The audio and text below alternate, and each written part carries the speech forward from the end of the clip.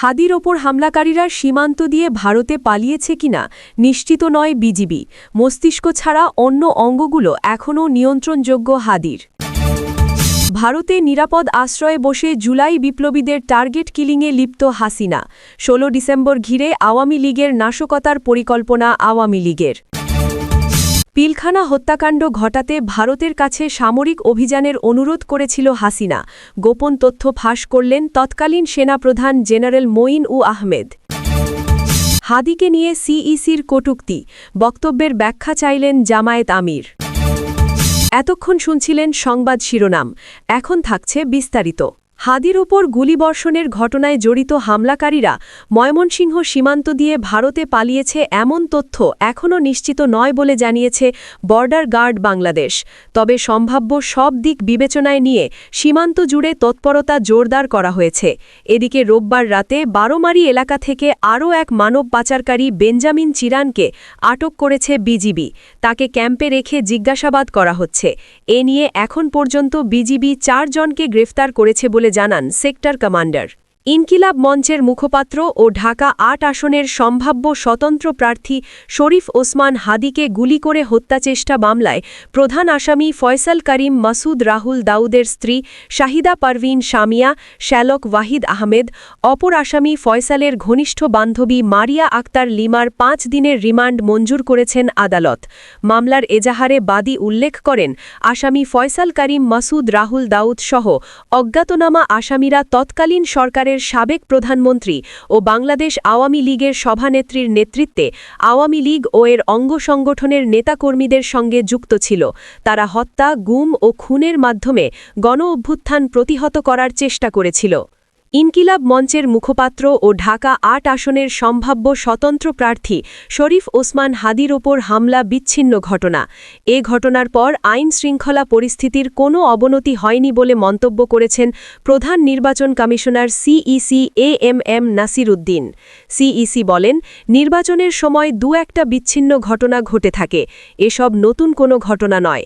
অতীতের কিছু ঘটনার কথা স্মরণ করিয়ে দিয়ে তিনি বলেন, ভোটের সময় আহসানুল্লাহ মাস্টার, সাবেক অর্থমন্ত্রী শাহ এএমএস কিবরিয়াও খুন হয়েছিলেন। এদিকে ওসমান হাদিকে গুলির ঘটনা নিয়ে প্রধান নির্বাচন কমিশনার এএমএম নাসির উদ্দিনের বক্তব্যের ব্যাখ্যা দাবি করেছেন জামায়াতে ইসলামীর আমির ডাক্তার শফিকুর রহমান। তিনি বলেন, আন্দোলন ও বিপ্লবের প্রতীক বিপ্লবীদের মুখপাত্র ইনকিলাব মঞ্চের মুখপাত্র শরীফ ওসমান হাদিকে প্রকাশ্য দিবালোকে গুলি করে হত্যার উদ্দেশ্যে মারাত্মকভাবে আহত করা হয়েছে। আমরা তার জীবন নিয়ে দারুণভাবে শঙ্কিত। তিনি বলেন, এই কাপুরুষিত আক্রমণে গোটা দেশবাসী দারুণভাবে ব্যথিত। এ সময় প্রধান নির্বাচন কমিশনারের বক্তব্য আমাদেরকে আহত করেছে।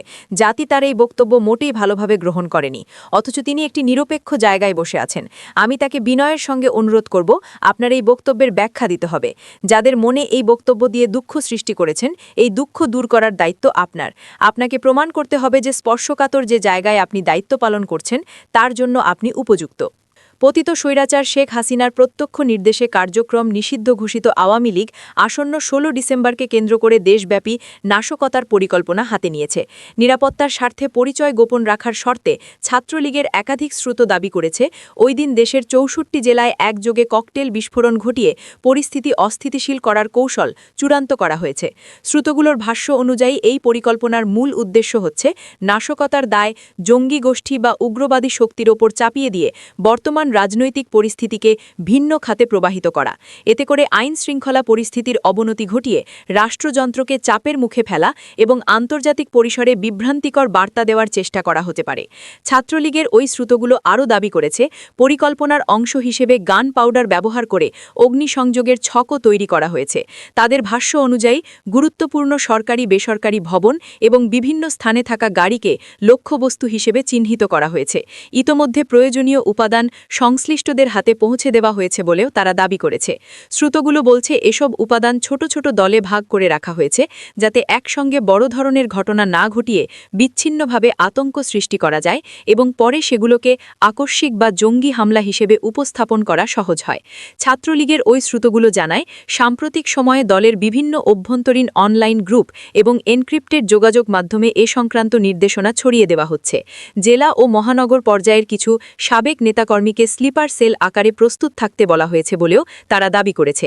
শ্রুতের দাবি অনুযায়ী পরিকল্পনার অংশ হিসেবে ছোট পরিসরে বিস্ফোরণ ঘটিয়ে তাৎক্ষণিকভাবে আতঙ্ক ছড়ানো, এরপর সামাজিক যোগাযোগ মাধ্যমে সাজানো তথ্য ও গুজব ছড়িয়ে দায় অন্যদের ওপর চাপানোর কৌশল নির্ধারণ করা হয়েছে। বিশেষ করে বিজয় দিবসের মতো রাষ্ট্রীয় গুরুত্বপূর্ণ দিনে এ ধরনের ঘটনা ঘটলে জনমনে আতঙ্ক ও বিভ্রান্তি আরও গভীর হবে, এমন হিসাব থেকেই পরিকল্পনাটি করা হচ্ছে বলে অভিযোগ। এদিকে একই সঙ্গে ভিন্ন কৌশলে আরেকটি কর্মসূচি সামনে আনার পরিকল্পনাও নেওয়া হয়েছে। ছাত্রলীগের সংশ্লিষ্ট সূত্রগুলোর দাবি, ১৬ই ডিসেম্বরকে ঘিরে বিজয় শোভাযাত্রা আয়োজনের নীতিগত সিদ্ধান্ত নেওয়া হয়েছে, যাতে একদিকে রাষ্ট্রীয় উৎসবের আবরণ তৈরি করা যায়, অন্যদিকে সম্ভাব্য বিশৃঙ্খলা বা সহিংসতার দায় বিভ্রান্তিকরভাবে আড়াল করা সম্ভব হয়, যাকে তারা এক ঢিলে দুই পাখি কৌশল হিসেবে বর্ণনা করছে। সূত্রের দাবি অনুযায়ী এই কর্মসূচিটি সচেতন নাগরিক সমাজ চট্টগ্রাম ব্যানারে বাস্তবায়নের চেষ্টা চলছে। সামাজিক যোগাযোগ মাধ্যমে ছড়িয়ে পড়া একটি পোস্টারে মহান বিজয় দিবস উপলক্ষে বিজয় শোভাযাত্রা শিরোনামে কর্মসূচির সময় ও স্থান উল্লেখ করা হয়েছে। পোস্টারটিতে লাল সবুজ রঙের পটভূমিতে বিজয়ের প্রতীকী দৃশ্য ব্যবহার করা হয়েছে, যা সাধারণ নাগরিকদের কাছে একটি স্বাভাবিক সাংস্কৃতিক কর্মসূচি হিসেবেই প্রতীয়মান হতে পারে। ছাত্রলীগের সূত্রগুলোর ভাষ্য, এই পোস্টার ও কর্মসূচি ছড়িয়ে দেওয়ার কাজে আওয়ামী লীগের একাধিক নেতাকর্মী সক্রিয়ভাবে যুক্ত রয়েছেন। তাদের মধ্যে সাজ্জাদ হোসেন হৃদয় নামের একজনের সামাজিক যোগাযোগ মাধ্যম অ্যাকাউন্ট থেকে পোস্টারটি শেয়ার করে প্রচারণা চালানো হচ্ছে। পাশাপাশি ভারতীয় বামপন্থী কিছু সংগঠন বা গোষ্ঠীর অংশগ্রহণের সম্ভাবনার কথাও প্রচারের অংশ হিসেবে উল্লেখ করা হচ্ছে বলে সূত্রগুলো দাবি করেছে, যাতে কর্মসূচিটিকে আন্তর্জাতিক সংহতি বা প্রগতিশীল আয়োজন হিসেবে উপস্থাপন করা যায়। পিলখানা গণহত্যার পর তৎকালীন সেনাপ্রধান জেনারেল আহমেদ জানিয়েছিলেন, সশস্ত্র বাহিনী সরকারের সিদ্ধান্তের বাইরে গেলে ভারত বাংলাদেশে সামরিক অভিযান চালাতে পারত এবং সেক্ষেত্রে পরিস্থিতি ভয়ঙ্কর হয়ে যেত। সে সময় প্রধানমন্ত্রী হাসিনা সেনাবাহিনীর সমর্থনের ওপর ভরসা করতে পারছিলেন না এবং ভারতের কাছে নিরাপত্তা সহায়তা চেয়েছিলেন। ভারতীয় প্যারাট্রুপাররা ঢাকায় অবতরণ করে প্রধানমন্ত্রীর বাসভবন ও গুরুত্বপূর্ণ স্থাপনাগুলো নিরাপদ করার জন্য প্রস্তুত ছিল। ভারতীয় হাইকমিশনার পিনাক রঞ্জন চক্রবর্তীও হাসিনার নিরাপত্তা নিয়ে উদ্বিগ্ন ছিলেন। আহমেদ জাতীয় স্বাধীন তদন্ত কমিশনে প্রদত্ত সাক্ষ্যে গবেষক অবিনাশ পালিওয়ালের উদ্ধৃতি দিয়ে এসব কথা বলেন এবং উক্তিগুলোকে রেফারেন্স হিসেবেই ব্যবহার করেছেন। জেনারেল মঈন বলেন, তিনি উড়া খবর পাচ্ছিলেন সশস্ত্র বাহিনী সরকারের সিদ্ধান্তের বাইরে গেলে ভারত বাংলাদেশে সামরিক অভিযান চালাতে পারে। যদি ভারতীয় বাহিনী আসত, তাহলে তাদের আর ফেরত যাওয়া সম্ভব হতো না।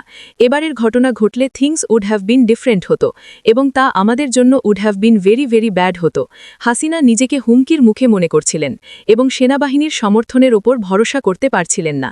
সান্ধুর স্মৃতিতে আছে তিনি ভারতের কাছে সাহায্য চেয়েছিলেন।